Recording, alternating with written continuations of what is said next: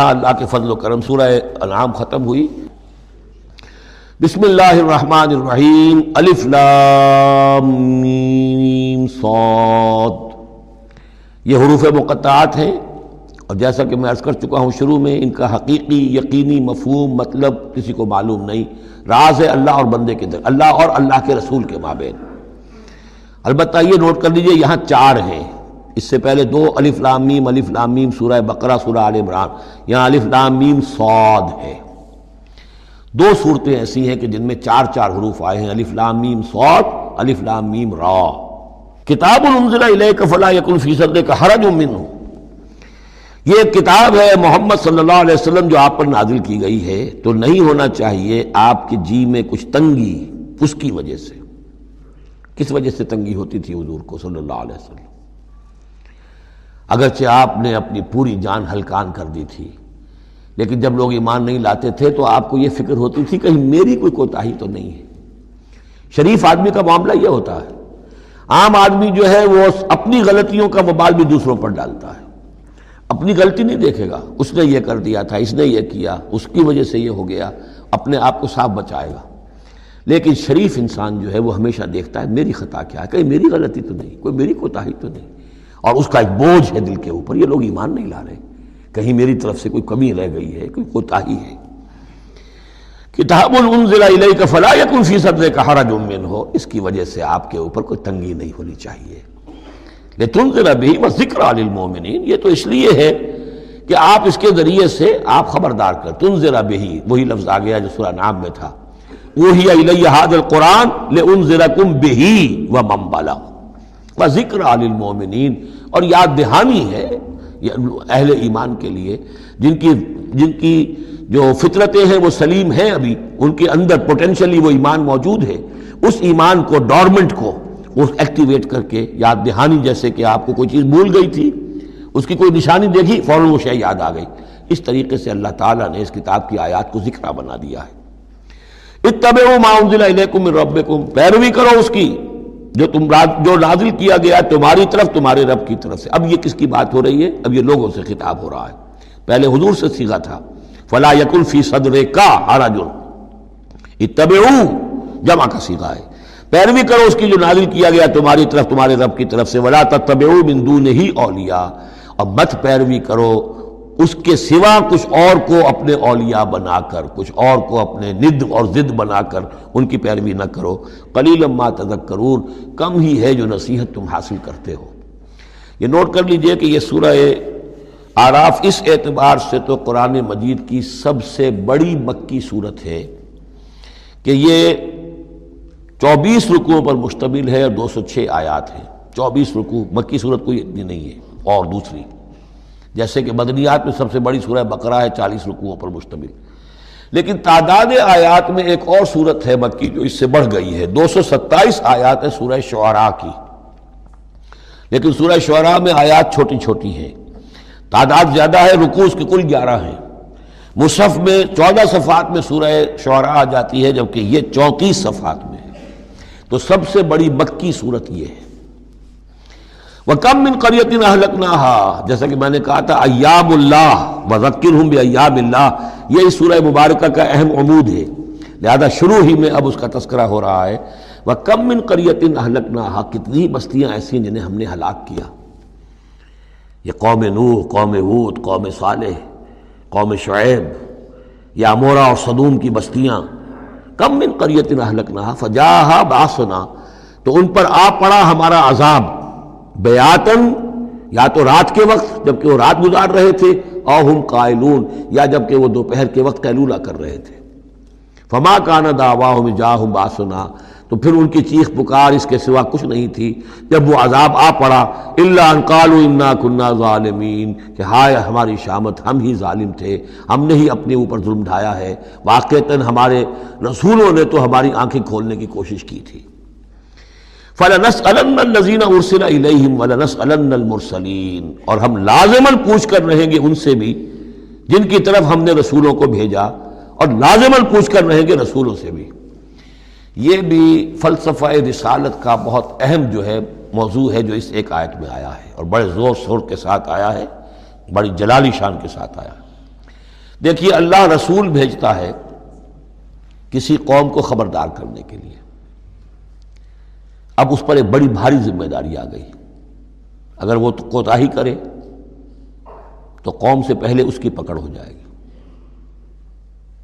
سمجھ لیجئے اس بات کو، الرب رب وَإِن تنزل والعبد عبد وَإِن ترقى۔ یہ ایسے ہی ہے جیسے آپ نے کسی کو پیغام دیا اپنے کسی دوست کے لیے کہ بھائی ذرا پیغام وہاں پہنچا دینا، یہ کام کل شام تک وہ ضرور کر دیں، ورنہ میرا بڑا نقصان ہو جائے گا۔ تو وہ کام انہوں نے نہیں کیا، آپ کا نقصان ہو گیا۔ آپ غصے میں بھرے ہوئے آگ بگولا بنے ہوئے گئے اور آپ اس سے لڑے اپنے دوست سے کہ میں نے تمہیں پیغام بھیجا تھا، تم نے میرا کام نہیں کیا، میرا نقصان ہو گیا۔ اگر وہ کہہ دے بھائی مجھے تو آپ کا پیغام پہنچا ہی نہیں، کیا کریں گے آپ؟ وہ سارے جھاگ کی طرح غصہ آپ کا بیٹھ جائے گا کہ نہیں؟ اب غصہ کس پہ آئے گا؟ اس پیغامبر پر آئے گا۔ اب آپ جا کر اس کا گریبان پکڑیں گے، اللہ کے بندے تجھے میں نے یہ ذمہ داری سونپی تھی، یہ پیغام اہم تھا، میرا پیغام تمہیں پہنچانا تھا، تم نے نہیں پہنچایا، میرا نقصان ہو گیا، اب اس کی تلافی تم کرو۔ بالکل یہی معاملہ ہے اللہ، رسول اور قوم یا انسان۔ اللہ نے پیغامبر بنا کر بھیجا رسول کو، خدا نہ خواستہ بالفرض اس پیغام کے پہنچانے میں کوتاہی ہو جائے تو پہلا مجرم رسول ہے۔ ہاں وہ پہنچا دے تو وہ کہتا ہے اے اللہ میں نے پہنچا دیا تھا، اب یہ ذمہ دار ہے، ناؤ دے آر ریسپانسبل۔ تو یہ جان لیجئے کہ یہ محاسبہ ہونا ہے امتوں کا بھی اور محاسبہ ہونا رسولوں کا بھی۔ فَلَنَسْأَلَنَّ الَّذِينَ أُرْسِلَ إِلَيْهِمْ وَلَنَسْأَلَنَّ الْمُرْسَلِينَ، ہم پوچھ کر رہیں گے ان سے بھی جن کی طرف رسول بھیجے گئے، اور ہم پوچھ کر رہیں گے رسولوں سے بھی۔ اسی کی ایک جھلک آئی تھی نا، ماذا اجبتم، کیا جواب ملا آپ لوگوں کو؟ یا عیسی ابن مریم انت قلت للناس اتخذونی وامي الہین من دون اللہ، کیا تم نے کہا تھا لوگوں سے، اپنی امت سے، اپنی قوم سے کہ مجھے اور میری ماں کو بھی الہ بنا لینا؟ اب اس کے لیے میں چاہتا ہوں کہ ایک نقشہ ذہن میں رکھیں آپ۔ جب 23 برس کی محنت شاقہ کے نتیجے میں حضور نے اتمام حجت کر دیا، دین کا غلبہ ہو گیا، سن 10 ہجری ہے، حج کے دن ہے، حضور خطبہ دے رہے ہیں، آپ نے اپنے خطبہ حجۃ الوداع کا اختتام فرمایا سوال سے، الا هل بلغت، لوگوں میں نے پہنچا دیا کہ نہیں؟ اور پورے مجمع نے جواب دیا انا نشهد انك قد بلغت ونصحت واديت، اور ایک روایت میں آتا ہے انا نشهد انك قد بلغت الرسالة واديت الامانة ونصحت الامة وكشفت الغمة۔ ہاں حضور ہم گواہ ہیں، آپ نے امانت کا حق ادا کر دیا، یہ قرآن امانت تھی اللہ کی آپ کے پاس، آپ نے ہمیں پہنچا دیا، رسالت کا حق ادا کر دیا، ہماری خیرخواہی کا حق ادا کر دیا، آپ نے گمراہی کے اور ضلالت کے اندھیاریوں کے پردہ چاک کر دیا، کشفت الغمۃ۔ 3 دفعہ سوال کیا، 3 دفعہ جواب لیا، پھر 3 دفعہ انگلی سے مشت شہادت سے آسمان کی طرف، پھر لوگوں کی طرف اشارہ کیا، اللہم اشہد اللہم اشہد اللہم اشہد، اللہ تو بھی گواہ ہے، یہ مان رہے ہیں کہ میں نے تیری پیغام انہیں پہنچا دیا۔ اور پھر فرمایا فَلْيُبَلِّغِ الشَّاهِدُ الْغَائِبَ، اب پہنچائیں وہ جو یہاں ہیں ان کو جو یہاں نہیں ہیں۔ میرے کندھے سے اتر کر یہ بوجھ اب تمہارے کندھوں پر آ گیا، میں رسول صرف تمہارے لیے ہوتا تو بات آج پوری ہو گئی تھی، میں تو رسول ہوں تمام انسانوں کے لیے جو قیامت تک آئیں گے، اب ان تک اس کی تبلیغ اور ابلاغ، اس کا پہنچانا تمہارے ذمہ ہے۔ یہی گواہی ہے جو قیامت کے دن کھڑے ہو کر رسول دے گا، فَكَيْفَ إِذَا جِئْنَا مِنْ كُلِّ أُمَّةٍ بِشَهِيدٍ وَجِئْنَا بِكَ عَلَىٰ هَٰؤُلَاءِ شَهِيدًا۔ وہ گواہی جو حضور نے لی ہے اس روز، وہی گواہی ہوگی، اے اللہ میں نے اپنی اس قوم کو تیرا پیغام پہنچا دیا تھا۔ اب یہ ذمہ دار ہیں، یہ جواب دیں۔ They can't plead ignorance، یہ نہیں کہہ سکتا کہ ہمیں پتہ نہیں تھا، ہمیں بتایا نہیں گیا، معاملہ ان پر کھول دیا گیا تھا۔ تو یہ آیت بڑی اہم ہے، فَلَنَسْأَلَنَّ الَّذِينَ أُرْسِلَ إِلَيْهِمْ وَلَنَسْأَلَنَّ الْمُرْسَلِينَ، ہم لازماً پوچھ کر رہیں گے ان سے بھی جن کی طرف رسولوں کو بھیجا گیا، اور ان سے بھی جنہیں رسول بنا کر بھیجا گیا۔ وَلَنَقُصَّنَّ عَلَيْهِمْ بِعِلْمٍ وَمَا كُنَّا غَائِبِينَ، اور پھر جو کچھ ہم ان کے سامنے احوال بیان کریں گے وہ علم کی بنیاد پر کریں گے، ہم کہیں غائب تو نہیں تھے۔ جب جو کچھ ہو رہا تھا، جو کوئی محمد کر رہے تھے اور صحابہ کر رہے تھے ان کے، وہ بھی ہم دیکھ رہے تھے، اور جو کچھ ابو جہل اور ابو لہب کر رہے تھے وہ بھی ہم دیکھ رہے تھے۔ ماں کو نہ غائبین، ہم کہیں غائب تو نہیں تھے، ہاں تمہاری نگاہوں سے اوجل تھے، ہوا معکم انا ما کنتم، وہ تو تمہارے ساتھ ہی ہے جہاں تم ہو، تو ہم تو خود جو ہے، تم خود گواہ ہیں، ہر صورتحال جو ہے وہ ہمارے سامنے ہے۔ والوزن یومئذ الحق، اور اس روز وزن ہوگا حق ہی میں۔ اس کے دو ترجمے اس کے ہو سکتے ہیں، حق ہی میں وزن ہوگا اور وزن ہی فیصلہ کن ہوگا، یعنی یہ کہ اللہ کی کوئی ترازو ایسی ہوگی، ایک تو ترازو دو پارٹوں والی ہوتی ہے، ایک ترازو آپ کو معلوم ہے کہ وہ سپرنگ بیلنس جو ہوتا ہے، جس شے میں وزن ہو اسی سے تو سپرنگ جو ہے نیچے جائے گا نا۔ باطل کاموں میں وزن ہی نہیں ہے، ریاکاری کی نیکیوں میں کوئی وزن ہی نہیں ہے، وہ سرے سے خالی ہے، وہ پادر ہوا ہے، ان کی کوئی حیثیت ہی نہیں۔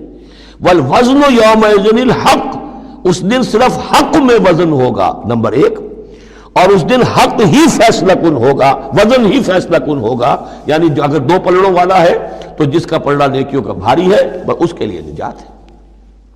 فمن ثقلت موازینہ، تو جن کے پلڑے بھاری ہوں گے، فاولئک هم المفلحون، تو وہ ہوں گے فلاح پانے والے۔ ومن خفت موازینہ، اور جس کا پلڑا جو ہے، جن کے وہ موازین جو ہیں وہ ہلکے ہوئے، فاولئک الذین خسروا انفسهم بما كانوا بآیاتنا یظلمون، تو یہ وہ لوگ ہوں گے جنہوں نے اپنے آپ کو ہلاک کر لیا بسبب اس کے کہ وہ ہماری آیات پر ظلم کرتے رہے۔